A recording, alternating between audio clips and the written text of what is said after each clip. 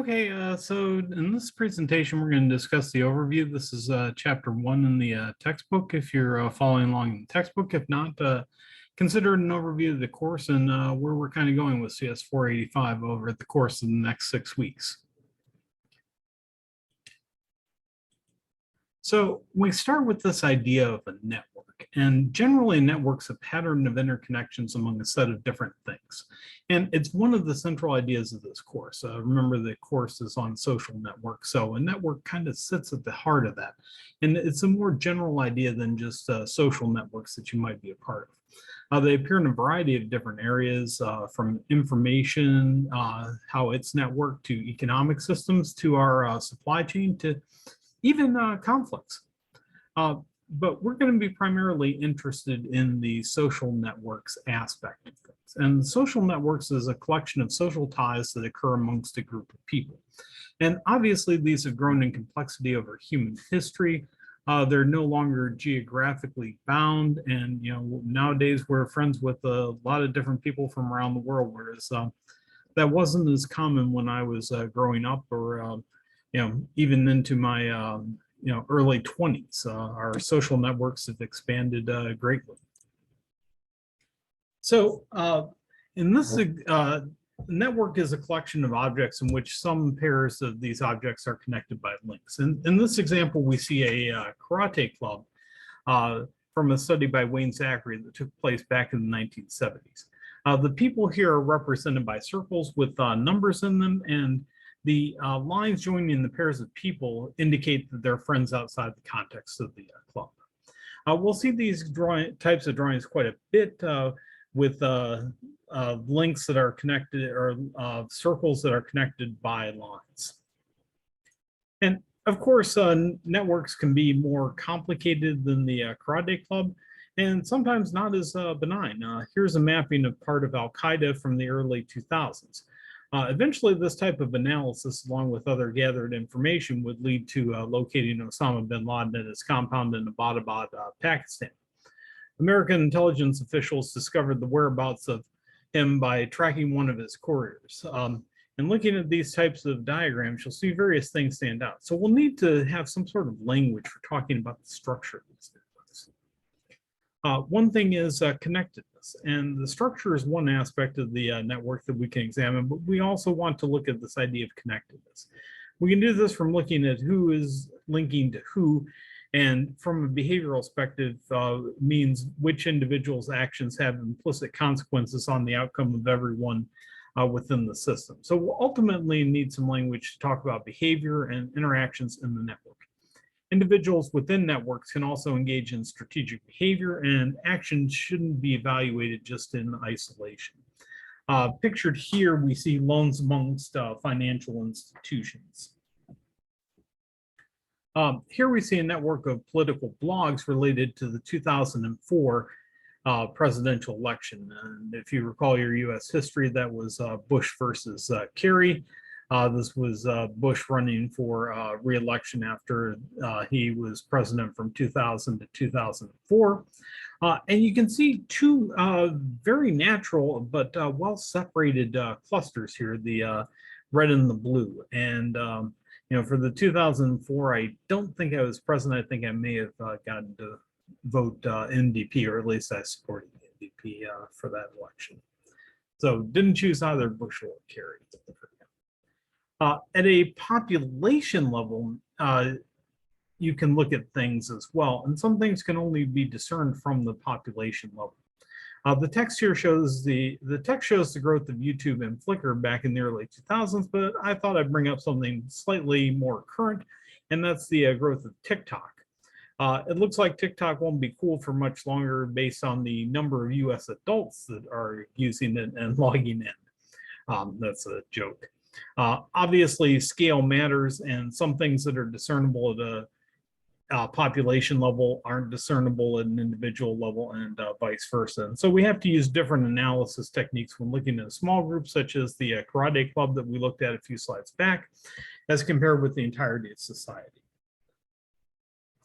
And different disciplines are needed as well. Understanding these highly connected systems requires sets of ideas related to network structure, strategic behavior of participants within the network, and different types of feedback effects. And so we need different fields to analyze these networks. Computer science contributes language for talking about the complexity of network structure, information, and systems with interacting agents. Economics helps us to model strategic behavior of individuals who interact with each other and operate as members of larger aggregates. And sociology provides us with a nice set of theoretical frameworks for talking about the structure and dynamics of social groups.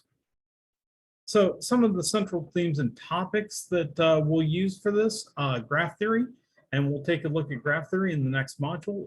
Graph theory is important for understanding the structure and connections, but it's also important to examine the strengths of the ties. Strong ties are those that represent close and frequent social contacts and interactions. These tend to be embedded in tightly linked regions of the network. And then there's weak ties representing more casual and distinct or distant social connections. And these tend to cross between the regions. You can also see conflicts. Again, here's our karate club. And when we're looking at our karate club, members 1 and 34 are at the center of two different, very different networks of friendships, but they're oddly enough not friends with each other.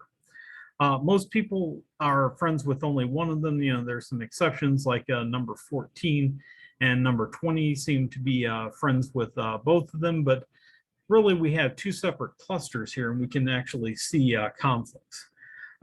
In knowing a little bit more information about the graph, 1 and 34, one of them was the founder of the club and the other was the head instructor, and there was a conflict between them and it ultimately splintered into two distinct karate clubs.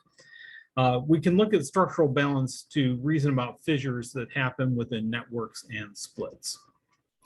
Another tool that we're going to use is game theory, and that's where a group of people need to simultaneously choose how to act, knowing that the outcome will depend on the joint decisions made by all of them. So for example, choosing a route home from work. Which way will you take? If you live up in Mountain View, will you go past the Panaeva Rainforest Zoo, that kind of route, Steinbach, or will you go up the main highway on the volcano?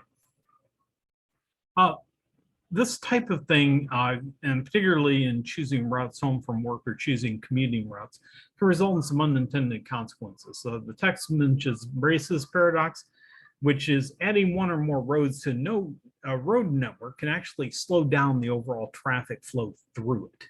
And that's kind of counterintuitive, but as there's more capacity, people will use it more and it can actually slow down the overall traffic. The other one is the Downs-Thompson paradox, and it says that the equilibrium speed of car traffic on a road network is determined by the average door-to-door speed of equivalent journeys taken by public transit. And that one's interesting as well. So, there's really not that much improvement by taking the private car. Game theory also helps to deal with strategies and payoffs. Collections of individuals commit to a strategy and they receive a payoff based on the strategies chosen by everyone else. You can end up with equilibriums within these games in which no individual can have an incentive to change their strategy. Basically, they're stuck with the current payoff that they have because there's not going to be any way to currently improve their strategy. And we can combine graph theory and game theory to look at economic activity. For example, trade routes, and the text looks at European trade routes, but here I've chosen the Silk Road, which is actually a more classic example of trade routes. Information also has a network structure. Going back to our political blogs, we can see the prominence using the number of links to each blog. And if we examine this in more detail, we're able to zoom in. We could see which ones were most prominent because of the number of links. And if we had a search engine, we might want to show results based on the prominence of certain pages. Of course, that leads to a game where the web creators will adapt their websites to account for changes in the search algorithms. And you see that all the time because you want to be near the top of the search results. And it's also not always growth. We can see social practices spread due to people influencing each other's behaviors. And, we often conform based on the behavior of others. And that's because the behavior of others conveys information to us. If I see a lot of people doing something, and well, hey, that's really good. I think, they've got some information that, I can take advantage of. Also, the size of the audience, the rich get richer phenomenon. And a lot of times we like to just align our behavior with neighbors. Think about popular restaurants. People will tend to go to popular restaurants even though they're more crowded because they figure there's some information that there's some really good food there. Of course, as Yogi Berra once famously said, no one goes there anymore, it's too crowded. Cascading effects, basically when individuals have incentives to adopt their behavior to neighbors in the network, we can get what's known as cascading effects.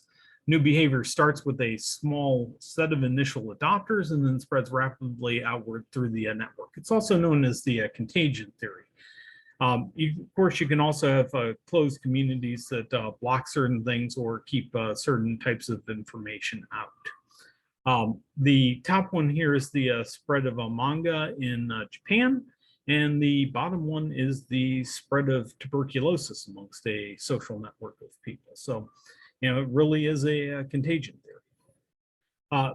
Also, institutions often want to take advantage of these networks to influence aggregate behavior, and how can they channel these forces to achieve certain types of outcomes.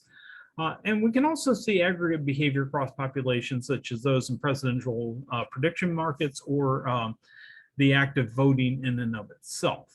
And here's who will win the presidential election. And what you could do is you could buy shares in these individual politicians. And if you bought shares in the individual politician and they won, then you would actually receive $1 at the end of it. So everything kind of added up to $1. Of course, you can't buy real politicians for this low a price, but you can buy shares in the prediction markets for presidential contenders. And you'll see that again when 2024 comes up.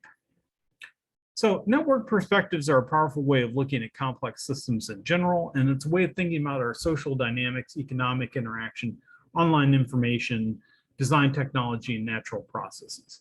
Approaching these systems with an eye towards their patterns of internal structure and the rich feedback effects that can result within them. So it's a really important way of looking at the world and understanding the world and interactions that occur within it.